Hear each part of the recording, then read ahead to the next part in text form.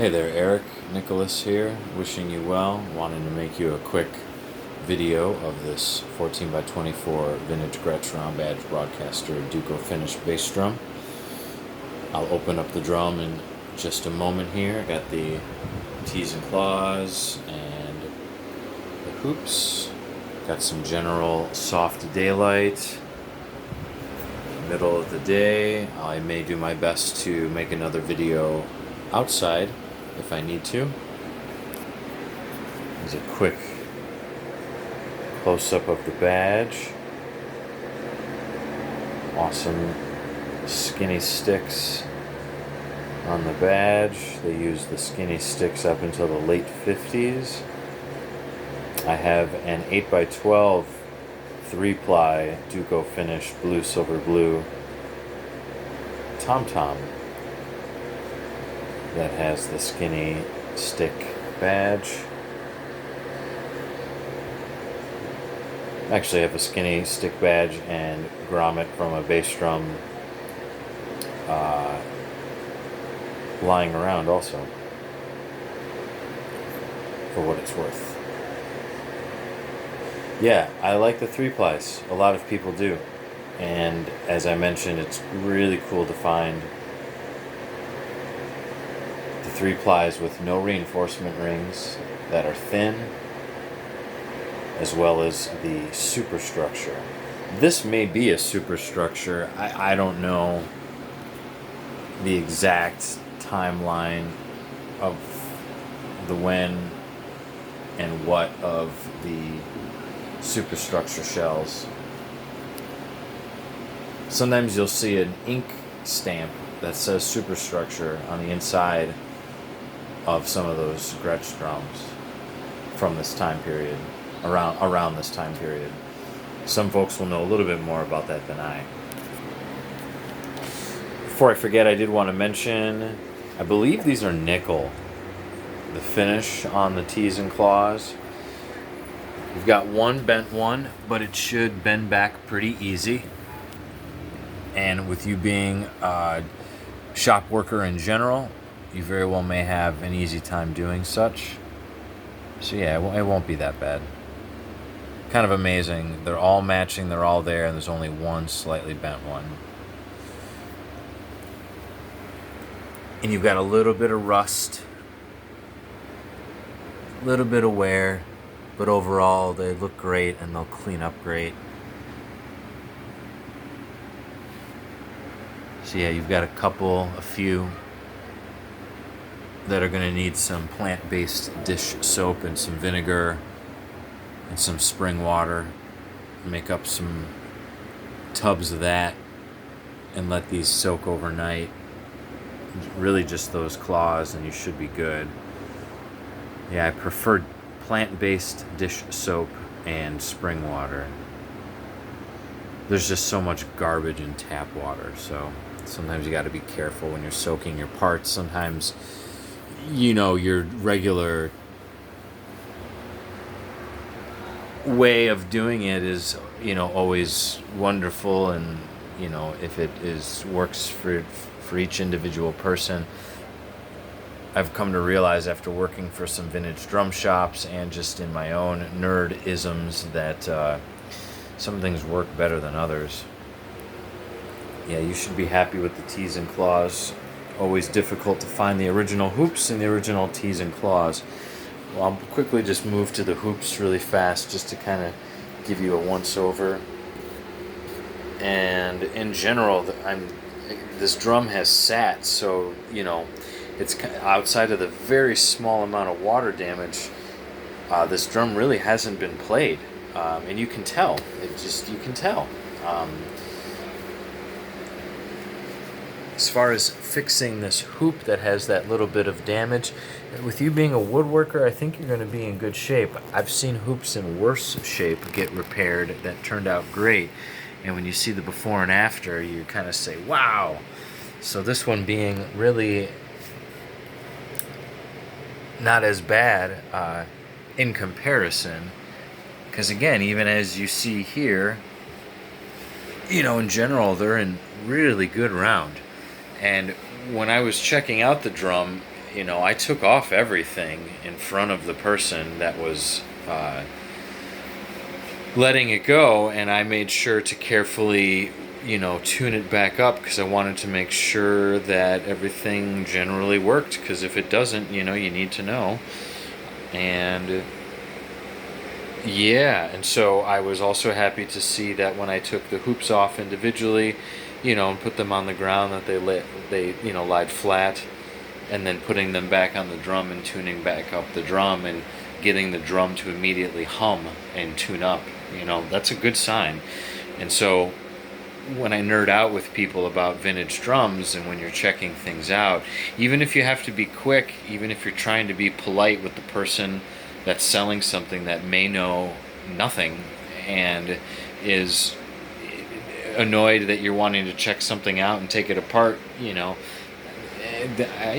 that's what you have to do. So yes, I was happy to say that yes, this is worth saving. Someone should have this. Someone should be aware that this exists in the world. So going back to the hoop,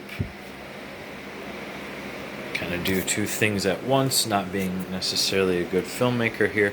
But yeah, you can see that there's where the separation is. And I'm doing my best also to kind of show you the, the angle of the roundness of the hoop. I think you're going to be just fine. If it was really, really bad, it would be easy to tell that it's really, really bad, but it's fortunately not. And the inlay on both of them are in there wonderfully. I mean, the inlay on both of them are just in there really, really well, so you won't have to worry about that. And again, back to the hoop here. So that's what you're dealing with as far as that. Just to be very down to earth. And again, I'm a bad filmmaker. It'll be a long video, but worth it. I'm sure I'll gab for at least another 10 minutes. And I'll put the video up for anybody, but of course, I'm happy to make this video for you, Eric. And see, one of the things too,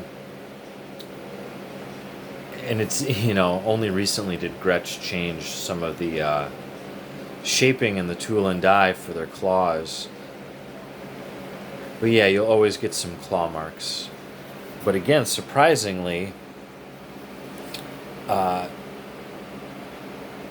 there aren't a lot of claw marks on this hoop, on either of them. And so,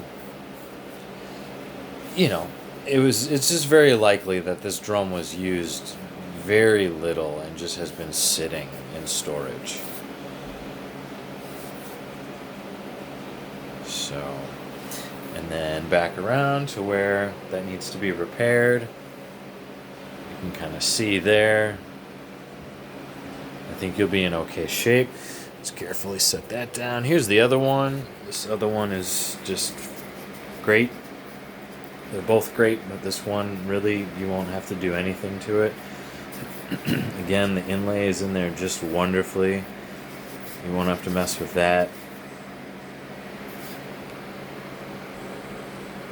Some of the awesome duco finish flaking and checking and peeling on the hoops. But you still have a very, very, very similar nice wood grain like the shell, the outer veneer and the inside veneer of the shell. I'm sorry again, just wanted to focus a little bit better, and anyway, we'll get there. Thanks for your patience. I play drums well. I'm not necessarily acting as a filmmaker very well, am I? Okay, we'll just move on. No big deal. You get the gist. You get the point. You get the idea.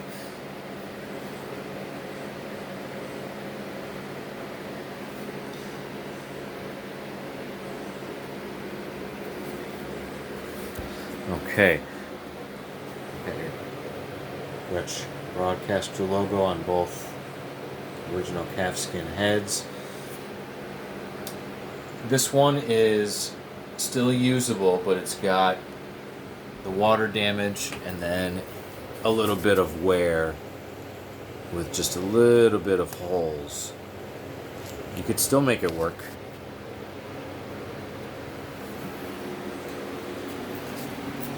Let's quickly show you the other side. This one is in excellent condition and is probably worth a decent dollar in and of itself because it is in great condition. And if you're in the know, you'll know that these 3 dots means that this particular piece of calfskin is from the spine.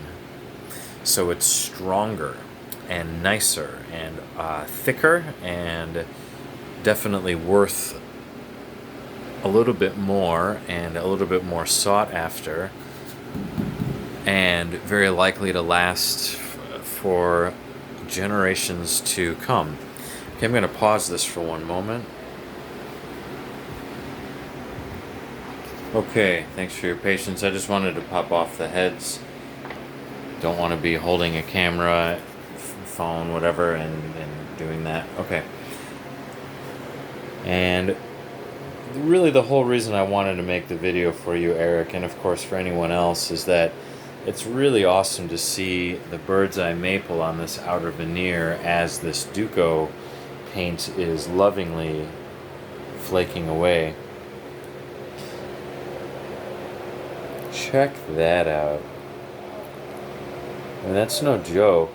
And so, I mean, gosh, leave the duco and let it flake all over the carpet and studio and whatever. Sure. You'll get it all over your hands and shoes and whatever else, and that's fine. I'm going to have to clean some of it off my vintage wool blanket here. That's fine. Keep it on there all day long. I think that's super cool.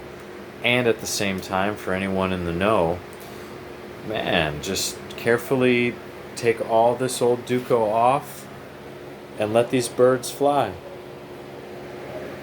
Because it's not often you see a whole galaxy of bird's eye maple as an outer veneer.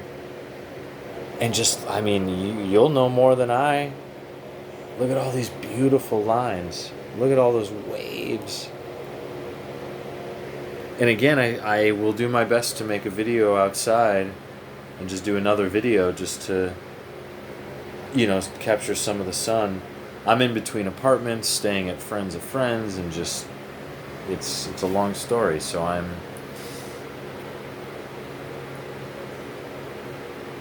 doing my best to juggle time and all kinds of other things, to put it simply. So I'll make the video when I can make the video, and I'll get to another one when I get to another one.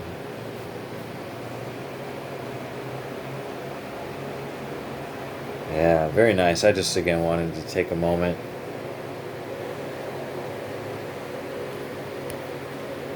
you know, and this is very much, you know, flaking actively.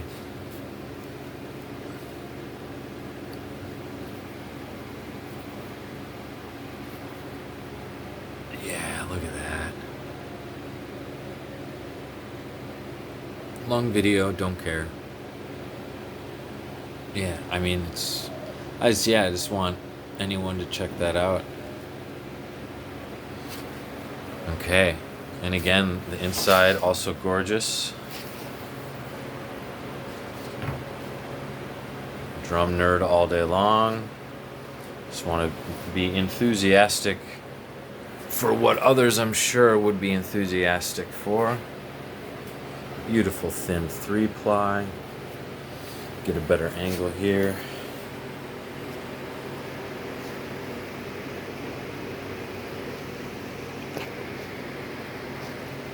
I'm imagining this is a mahogany inside. One moment.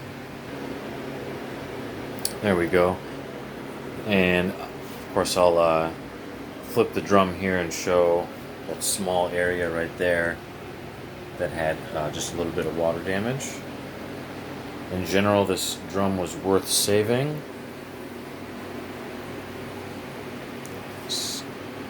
I doubt you'll be disappointed. You'll most likely be saying the same thing.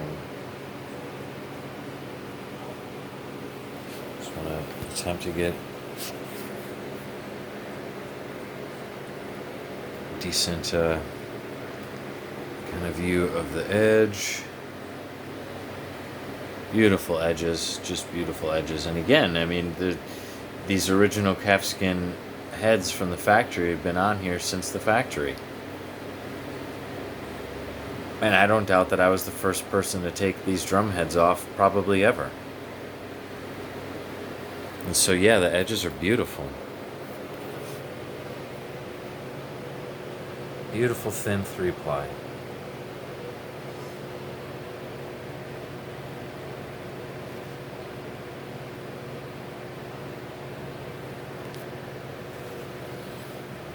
I'll show you this date stamp one moment. And again, the inside veneer, this inside mahogany is just beautiful. It's definitely no joke. And there's the date stamp. So we're looking at June 24th. I want to say that's an 8, 1948.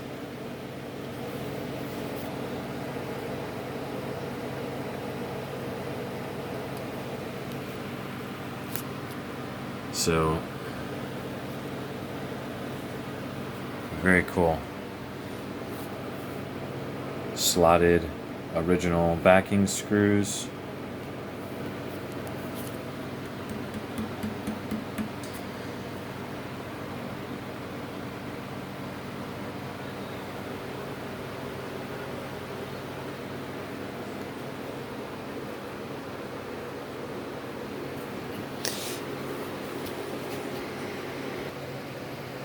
And again, yes, this is a 3-ply. Very thin. There we go. Very thin inner ply, probably poplar. It's a pretty,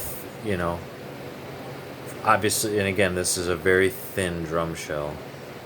Thicker inside mahogany, and then your more medium ply of maple on the outside.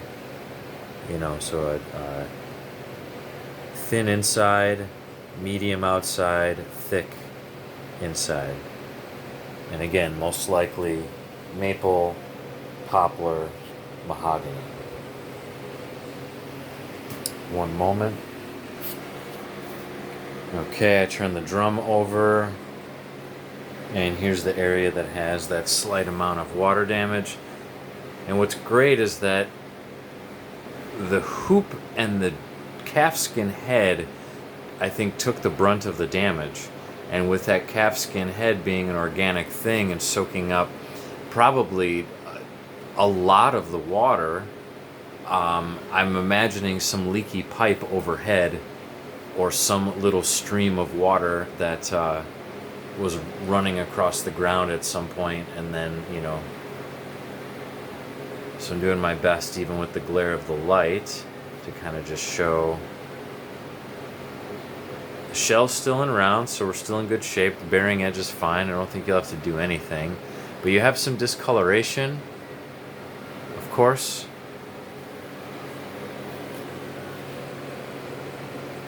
And you have just barely a little bit of the veneer right here being affected, just a little bit. You can feel, a little bit of a, I don't know, just whatever it did kind of sunk down, I guess, a little bit, or... But here's a good angle to kind of show you that, everything's still structurally fine. And this happened so long ago that it's also been dried out for a long time. And you can see the edges still fine. The edges on both sides are beautiful. And this is your typical Gretsch standard reverse 30-degree countercut. Just like on any of their bass drums or snare drums.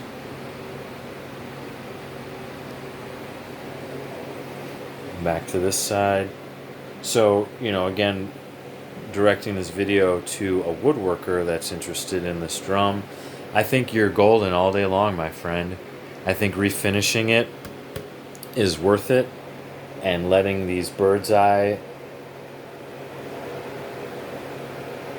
beautiful, shapes and figures pop out, and all this just amazing just wood grain and waves. I think, I don't know how to do these things. It's beyond my expertise. There's a lot I know and there's much more I don't. So I would be very excited for someone to put the love and dedication into this, because you're not going to find shells like this. You're just not. And we all know it. It's very difficult to find the 3-plies. And also, too, finding them without reinforcement rings. Sometimes you'll find Gretsch early shells with reinforcement rings, just like any other company. But very early, they started experimenting with their cross lamination, doing away with reinforcement rings, and you just have these beautiful shells that are thin, thin, thin, and pure tone. It's pure tone. That's why we all love Gretsch. It's pure tone. There's nothing getting in the way of all of that sound, front to back, back to front. And again, look at the color of that mahogany. It's just gorgeous.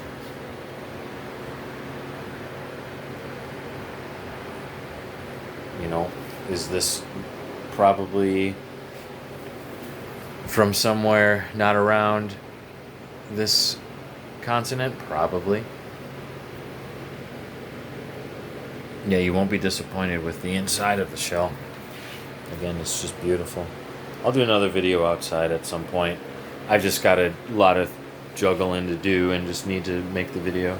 And happy that someone is interested. So again, this is the bottom of the drum.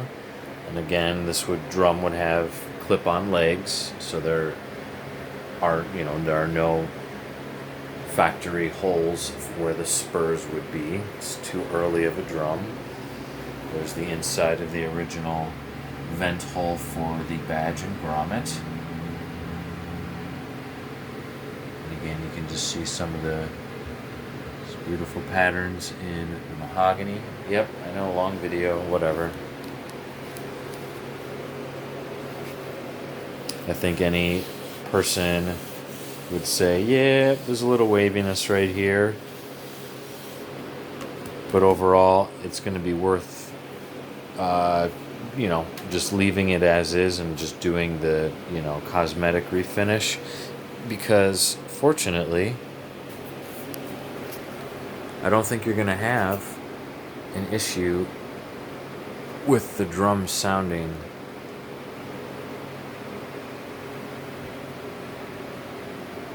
anything but fantastic. And I bet if somebody were to, put new heads on it and put it back together, you most likely wouldn't have an issue based on the edge still being A-okay.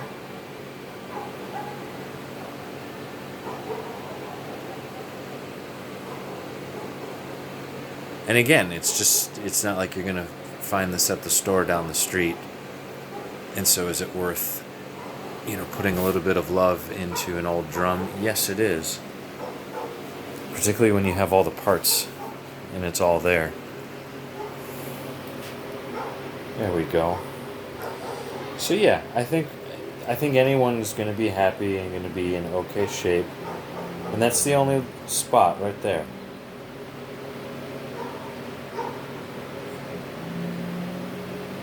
One moment. Here's the other side of the drum that has no issue at all.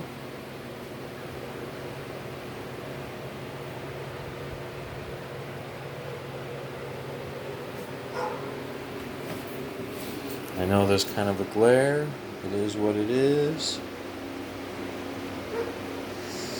And back to the T's and claws, some spring water, some plant-based dish soap and some vinegar, a little bit of elbow grease, maybe an overnight soak.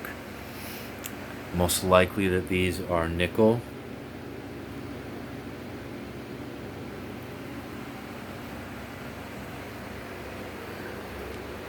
You'll need some tension rod washers, no big deal. You'll need to carefully rebend that, no big deal. Clean these up, you'll be in good shape. Repair this hoop area, not too bad. You'll be in good shape. And quickly show, one moment. Just carefully set that there for a quick second.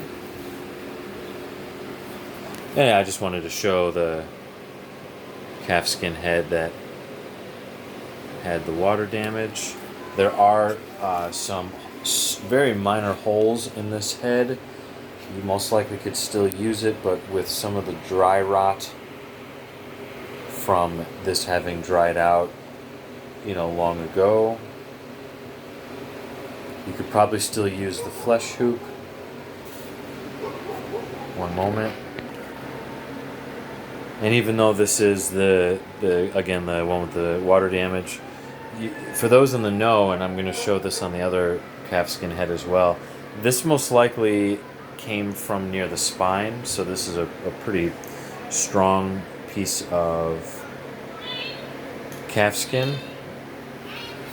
And for those that know how to repair, or if it is worth doing any repair or any kind of anything, you're most likely in good shape having a piece that is good and strong. There's the logo. One moment. Alright, and then here is the other one that is in excellent condition, and I'm imagining that, again, with this one being right along the spine and being a good strong piece, and again with that original logo, most likely pretty desirable because it's still in really, really good condition. And so yes, just this alone, just the badge alone, just the hoops, just the T's and claws, just the lugs, the shell itself, even with a very small amount of damage that should be not too big of a deal. Yeah, I think it is worth what it is worth, and I'm always happy to chat. One moment. Just wanted to show the inside of this calf head. And again, for those in the know, you'll know more than me, but I do know that yes, the good strong pieces that have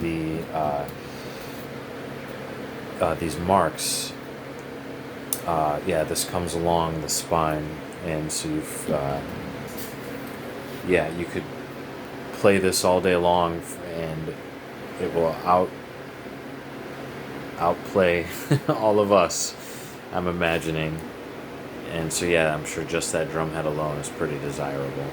One moment.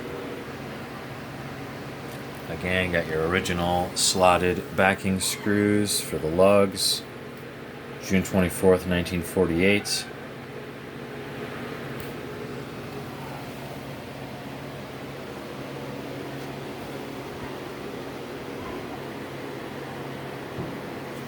All the lugs are in great condition as far as the chrome, which is awesome.